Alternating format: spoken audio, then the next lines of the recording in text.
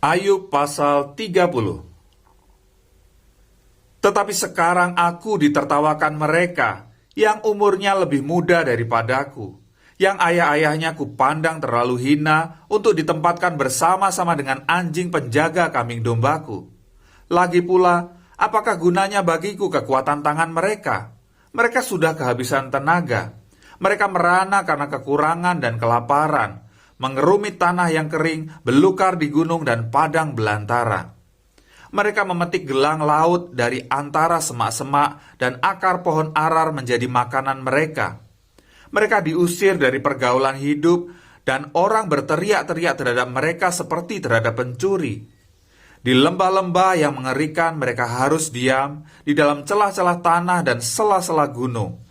Di antara semak-semak mereka meraung-raung, mereka berkelompok di bawah jeruju.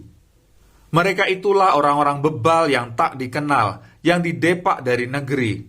Tetapi sekarang aku menjadi sajak sindiran dan ejekan mereka. Mereka mengejikan aku, menjauhkan diri daripadaku, mereka tidak menahan diri meludahi mukaku. Karena tali kemahku telah dilepaskan Allah, dan aku direndahkannya, dan mereka tidak mengekang diri terhadap aku. Di sebelah kananku muncul gerombolan, dikaitnya kakiku, dan dirintisnya jalan kebinasaan terhadap aku. Mereka membongkar jalanku dan mengusahakan kejatuhanku. Tidak ada yang menghalang-halangi mereka. Seperti melalui tembok yang terbelah lebar mereka menyerbu.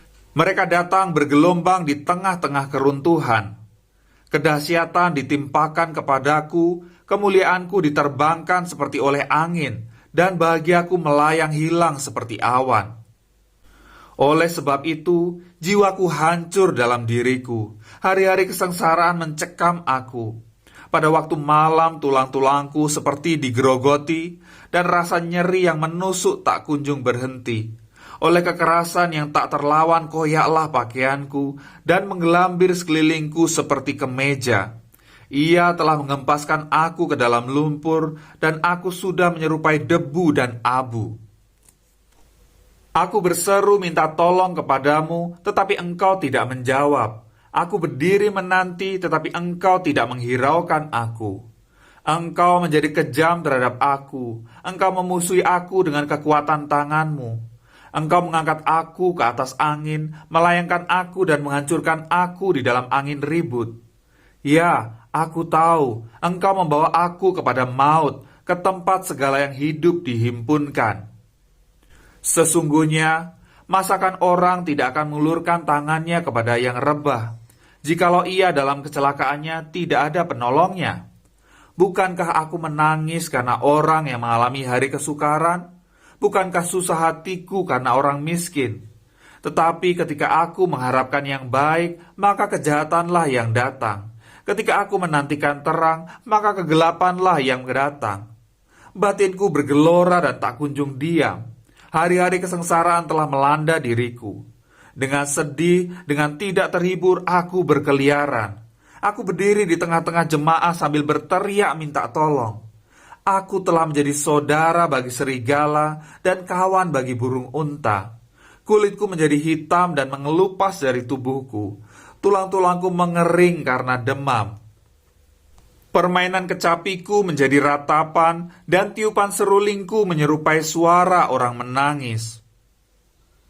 Aku telah menetapkan syarat bagi mataku. Masakan aku memperhatikan anak dara. Karena bagian apakah yang ditentukan Allah dari atas, milik pusaka apakah yang ditetapkan yang maha kuasa dari tempat yang tinggi. Bukankah kebinasaan bagi orang-orang yang curang dan kemalangan bagi yang melakukan kejahatan? Bukankah Allah yang mengamat-amati jalanku dan menghitung segala langkahku? Jikalau aku bergaul dengan dusta atau kakiku cepat melangkah ke tipu daya, biarlah aku ditimbang di atas neraca yang teliti, maka Allah akan mengetahui bahwa aku tidak bersalah. Jikalau langkahku menyimpang dari jalan, dan hatiku menuruti pandangan mataku, dan noda melekat pada tanganku, maka biarlah apa yang kutabur dimakan orang lain, dan biarlah tercabut apa yang tumbuh bagiku. Jikalau hatiku tertarik kepada perempuan, dan aku menghadang di pintu sesamaku, maka biarlah istriku menggiling bagi orang lain, dan biarlah orang-orang lain meniduri dia. Karena hal itu adalah perbuatan mesum, bahkan kejahatan yang patut dihukum oleh hakim. Sesungguhnya itulah api yang memakan habis dan menghanguskan seluruh hasilku. Jikalau aku mengabaikan hak budakku laki-laki atau perempuan ketika mereka berperkara dengan aku, apakah dayaku kalau Allah bangkit berdiri, kalau ia mengadakan pengusutan, apakah jawabku kepadanya? Bukankah ia yang membuat aku dalam kandungan, membuat orang itu juga? Bukankah satu juga yang membentuk kami dalam rahim? Jikalau aku pernah menolak keinginan orang-orang kecil, menyebabkan mata seorang janda menjadi pudar, atau memakan makananku seorang diri, sedang anak yatim tidak turut memakannya, malah sejak mudanya aku membesarkan dia seperti seorang ayah, dan sejak kandungan ibunya aku membimbing dia. Jikalau aku melihat orang mati karena tidak ada pakaian, atau orang miskin yang tidak mempunyai selimut, dan pinggangnya tidak meminta berkat bagiku, dan tidak dipanaskannya tubuhnya dengan kulit bulu dombaku, jikalau aku mengangkat tanganku melawan anak yatim, karena di pintu gerbang aku melihat ada yang membantu aku, maka biarlah tulang belikatku lepas dari bahuku, dan lenganku dipatahkan dari persendiannya, karena celaka yang daripada Allah menakutkan aku, dan aku tidak berdaya terhadap keluhurannya. Jikalau aku menaruh kepercayaan kepada emas, dan berkata kepada kencana, engkaulah kepercayaanku. Jika aku bersuka cita karena kekayaanku besar dan karena tanganku memperoleh harta benda yang berlimpah-limpah, jikalau aku pernah memandang matahari ketika ia bersinar dan bulan yang beredar dengan indahnya, sehingga diam-diam hatiku terpikat dan menyampaikan kecupan tangan kepadanya, maka hal itu juga menjadi kejahatan yang patut dihukum oleh hakim, karena Allah yang di atas telah kuingkari. Apakah aku bersuka cita karena kecelakaan pembenciku dan bersorak-sorai bila ia ditimpa malapetaka? Aku tak akan membiarkan mulutku berbuat dosa, menuntut nyawanya dengan mengucapkan sumpah serapah. Jikalau orang-orang di kemahku mengatakan, siapa yang tidak kenyang dengan lauknya? Malah orang asing pun tidak pernah bermalam di luar, pintuku kubuka bagi musafir. Jikalau aku menutupi pelanggaranku seperti manusia dengan menyembunyikan kesalahanku dalam hatiku, karena aku takuti khalayak ramai dan penghinaan kaum keluarga mengagetkan aku sehingga aku berdiam diri dan tidak keluar dari pintu. Sekiranya ada yang mendengarkan aku. Inilah tanda tanganku, hendaklah Yang Maha Kuasa menjawab aku. Sekiranya ada surat tuduhan yang ditulis lawanku, sungguh surat itu akan kupikul dan akan kupakai bagaikan mahkota. Setiap langkahku akan kuberitahukan kepadanya, selaku pemuka aku akan menghadap dia. Jika ladangku berteriak karena aku dan alur bajaknya menangis bersama-sama, jikalau aku memakan habis hasilnya dengan tidak membayar dan menyusahkan pemilik-pemiliknya, maka biarlah bukan gandum yang tumbuh tetapi onak, dan bukan jelai tetapi lalang. Sekianlah kata-kata Ayub. Maka ketiga orang itu menghentikan sanggahan mereka terhadap Ayub karena ia menganggap dirinya benar.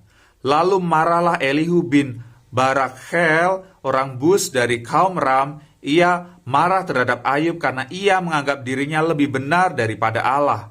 Dan ia juga marah terhadap ketiga orang sahabat itu karena mereka mempersalahkan Ayub, meskipun tidak dapat memberikan sanggahan. Elihu menangguhkan bicaranya dengan Ayub, karena mereka lebih tua daripada dia. Tetapi setelah dilihatnya bahwa mulut ketiga orang itu tidak lagi memberi sanggahan, maka marahlah ia. Lalu berbicaralah Elihu bin Barakhel, orang Bus itu. Aku masih muda dan kamu sudah berumur tinggi. Oleh sebab itu aku malu dan takut mengemukakan pendapatku kepadamu. Pikirku, biarlah yang sudah lanjut usianya berbicara, dan yang sudah banyak jumlah tahunnya memaparkan hikmat. Tetapi roh yang di dalam manusia, yang nafas yang maha kuasa, itulah yang memberi kepadanya pengertian. Bukan orang yang lanjut umurnya yang mempunyai hikmat, bukan orang yang sudah tua yang mengerti keadilan. Oleh sebab itu aku berkata, dengarkanlah aku pun akan mengemukakan pendapatku. Ketahuilah, aku telah menantikan kata-katamu, Aku telah memperhatikan pemikiranmu hingga kamu menemukan kata-kata yang tepat. Kepadamulah kupusatkan perhatianku, tetapi sesungguhnya tiada seorang pun yang mengecam Ayub. Tiada seorang pun di antara kamu menyanggah perkataannya. Jangan berkata sekarang, kami sudah mendapatkan hikmat. Hanya Allah yang dapat mengalahkan dia, bukan manusia. Perkataannya tidak tertuju kepadaku, dan aku tidak akan menjawabnya dengan perkataanmu. Mereka bingung, mereka tidak dapat memberi sanggahan lagi. Mereka tidak dapat berbicara lagi. Haruskah aku menunggu karena mereka putus bicara, karena mereka berdiri di sana dan tidak memberi sanggahan lagi? Aku pun hendak memberi sanggahan pada giliranku. Aku pun akan mengemukakan pendapatku, karena aku tumpat dengan kata-kata. Semangat yang ada dalam diriku mendesak aku. Sesungguhnya batinku seperti anggur yang tidak mendapat jalan hawa, seperti kirbat baru yang akan meletup.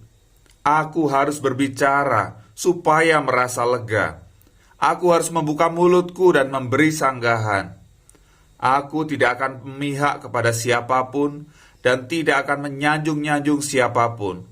Karena aku tidak tahu menyanjung-nyanjung, jika demikian, maka segera pembuatku akan mencabut nyawaku.